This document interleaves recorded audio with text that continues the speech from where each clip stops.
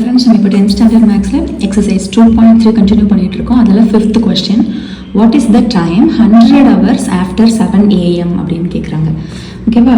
So 7 amக்கு 100 ஹவர்ஸ்க்கு அப்புறம் என்ன டைம் வரும் அப்படின்னு கேட்குறாங்க. ஸோ நம்ம ஃபஸ்ட்டு 100 எடுத்துக்கிட்டு கான்ட்ரிபியூட் டு மாட் 24 அப்படின்ட்டு எடுத்துக்கலாம். ஓகேவா? ஸோ ஏன்னா ஒன் டேல 24 ஹவர்ஸ் இருக்கிறதுனால நம்ம மாட் 24 எடுத்துக்கலாம். இப்போ நம்ம 100 24 டிவைட் பண்ணலாம். 24 into 4 போடலாமா? 4 4s are 16, 2 4s are 8 plus 1 9. So 4 போட்டிங்கன்னா 96, ரிமைண்டர் நம்மளுக்கு 4 வருது. 4 இங்கே போட்டுக்கலாம். ஓகேவா?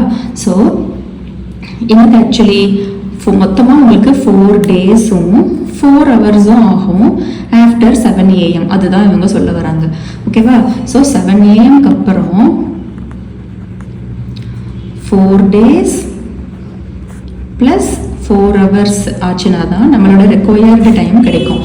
ஆனால் நம்மளுக்கு இவங்க டே கேட்கல, டைம் மட்டும்தான் கேட்குறாங்க. ஓகேவா?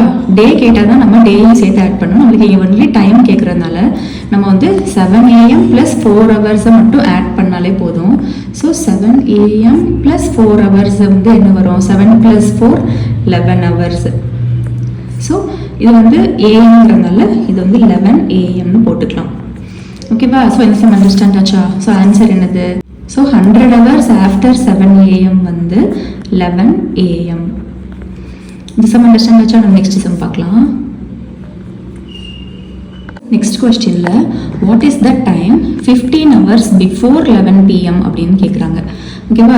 போன சம்மில் ஆஃப்டர் கேட்டாங்க, இந்த சம்மில் பிஃபோர் கேட்குறாங்க. டைம் வந்து 15 hours கொடுத்துருக்காங்க. ஸோ 15 கான்ட்ரிபியூட் டு மாட், இந்த சம்முக்கு நம்ம 12 ஹவர்ஸ் போட்டால் போதும். ஏன்னா நம்ம இந்த நம்பர் விட 24 பெருசாயிடுமா, டிவைட் பண்ண முடியாது. அதனால நம்ம 12 ஹவர்ஸ் எடுத்துக்கலாம். ஓகேவா? ஸோ இப்போ நம்ம 15லேருந்து 12 டிவைட் பண்ணுறோம்.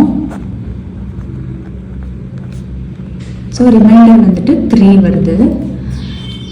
அப்போ 15 ஹவர்ஸ் பிஃபோர் 11 pmனா என்னது?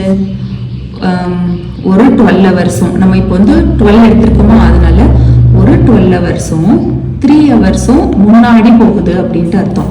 ஓகேவா? ஸோ நமக்கு ரிமைண்டர் இங்கே 3 கிடைக்குது. ஸோ நம்ம இந்த 12 ஏன் எடுத்தோம் அப்படின்னா 12 ஹவர்ஸாக நம்ம இதை எடுக்க போகிறோம். கரெக்டாக? அப்போ நம்மளுக்கு கோஷன்ட்டில் 1 வந்திருக்கு. அப்படின்னா என்னது? ஒரு 12 ஹவர்ஸ். ஸோ ஃபஸ்ட்டு 11 pm இருக்குது, அவங்க வந்து பிஃபோர் கேட்டிருக்காங்க. அப்போ பிஃபோர்னா அதுக்கு முன்னாடி ஒரு 12 ஹவர்ஸ் போயிடுச்சு.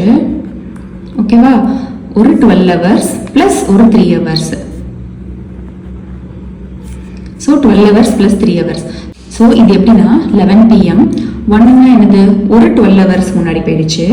அப்புறம் 3னா என்னது? இன்னொரு 3 ஹவர்ஸ் முன்னாடி. ஸோ 11 pmக்கு முன்னாடி 11 pmக்கு 12 ஹவர்ஸ்க்கு முன்னாடி 11 am, அதுக்கும் முன்னாடி ஒரு 3 ஹவர்ஸ்னால் என்னது?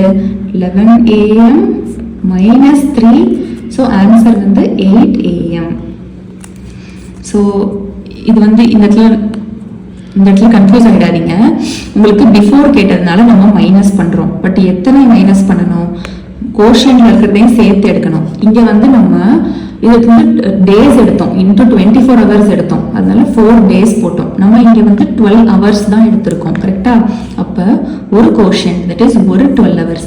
11 pm 12 ஹவர்ஸ்க்கு முன்னாடி 11 am, அப்புறம் ஒரு 3 ஹவர்ஸ். அப்போ 11 minus 3 that is 8 am. So answer வந்து நம்மளுக்கு 8 am தான். அப்போது ஆன்சர் எழுதிடலாமா?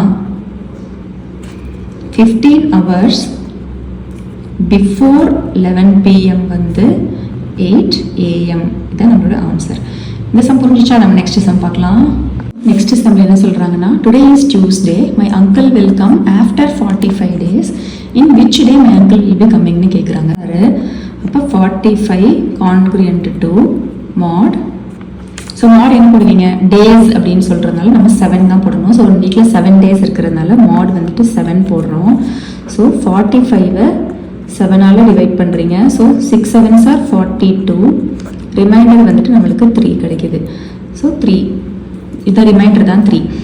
ஸோ என்னதுன்னா மொத்தமாக 45 டேஸா. அப்போ இன்னைக்கு டியூஸ்டே, 6 வீக்ஸ் நம்ம 7 எடுத்துருக்கிறதுனால இது வந்து 6 வீக்ஸ் ப்ளஸ் 3 டேஸ். ஸோ நம்மளுக்கு இன்னைக்கு வந்து டியூஸ்டே. ஸோ டியூஸ்டேக்கு அப்புறம் 6 வீக்ஸு ப்ளஸ் ஒரு 3 டேஸு. இவ்வளோ நாள் ஆயிருக்கு அங்கிள் வர்றதுக்கு.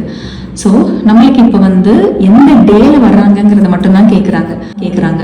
ஸோ டியூஸ்டேக்கு அப்புறம் 6 வீக்ஸ்க்கு அப்புறம் ஒரு டியூஸ்டே ப்ளஸ் ஒரு 3 டேஸ். ஸோ நம்ம டியூஸ்டே வந்து 3 டேஸை கால்குலேட் பண்ணாலே போதும். ஓகேவா?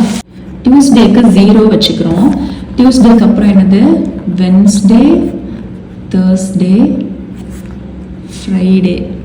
ஸோ டியூஸ்டே நம்ம எந்த டே சொல்கிறாங்களோ அந்த டேவை 0 வச்சுக்கிட்டு ஆஃப்டர்னு சொல்கிறதுனால இப்படி போடுறோம். அதே பிஃபோர்னு சொன்னாங்கன்னா நம்ம ரிவர்ஸில் போடணும். ஸோ டியூஸ்டேக்கு அப்புறம் வென்ஸ்டேக்கு 1, தேர்ஸ்டேக்கு 2, ஃப்ரைடேக்கு 3. அப்போ நம்மளுக்கு வந்திருக்கிற ரிமைண்டர் வந்துட்டு 3 டேஸ் கழிச்சுன்னா ஃப்ரைடே தான். ஸோ நம்மளோட ஆன்சர் வந்துட்டு ஃப்ரைடே. அதை எழுதிடலாம். ஃப்ரைடே தான் நம்மளுடைய ஆன்சர். ஓகேவா? ஸோ இந்த சம் புரிஞ்சிச்சா? இந்த இடத்துல வந்து டியூஸ்டே 6 வீக்ஸ் ப்ளஸ் 3 டேஸ்ன்னு போட்டோம். ஸோ இது உங்களுக்கு புரிஞ்சிருக்கும்னு நினைக்கிறேன். 6 வீக்ஸ்க்கு அப்புறமும் டியூஸ்டே ப்ளஸ் 3 டேஸ்ங்கிறதுனால நம்ம 0, 1, 2, 3 போட்டுட்டு ஃப்ரைடே போட்டோம். ஸோ இந்த சம்ஸ்லாம் புரிஞ்சிருக்கும்னு நினைக்கிறேன். நம்ம நெக்ஸ்ட் சம்மில் பார்க்கலாம். தேங்க்யூ.